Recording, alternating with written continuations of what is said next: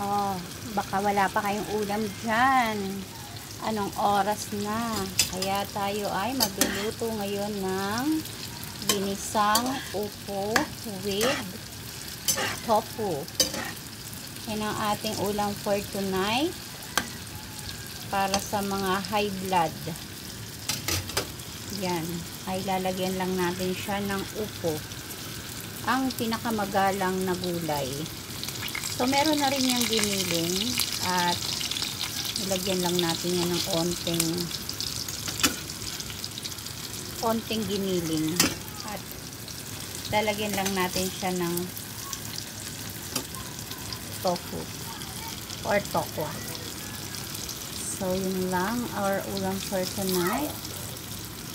At dahil nung mga nakaraan ay manok at pork, ngayon naman ay magugulay tayo, guys. Kailangan balance ang ating mga kinakain. Hindi kailangan puro chicken or puro pork. Kailangan may gulay din para maging masustansya ang ating katawan. Right? So, anong ulam yung hinahanda para sa inyong mga hapunan? Patingin naman.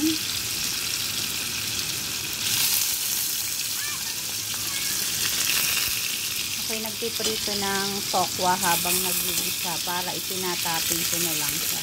Kasi natatagalan ako kapag ipiprito ko siya. Tapos, bago ako maglisa, naiinip ba ako?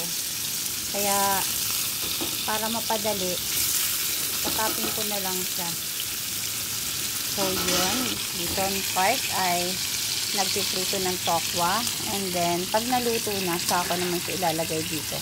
Hindi ko na ito nilagyan ng tubig. Pag nagluluto kayo ng upo, mga ate at kuya, huwag nyo na lang sasabawan.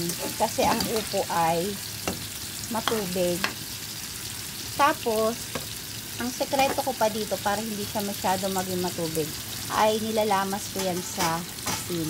Kayo rin ba ganyan kayo magluto ng upo? Tsaka para mabilis siya maluto.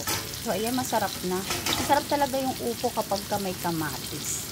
So, yun lang for today's video. Ayan ang ating ulam for tonight. Ayan ay upo. Ginisang upo with tofu. Bye! Thank you for watching. At kung taga saan kang nakanunood sa aking video, pa-comment mo naman sa baba para malaman ko kung hanggang saan nakakaabot ang video ng ate nyo at para mabati ko din kayo. So, thank you sa supportan nyo. Bye-bye and God bless everyone.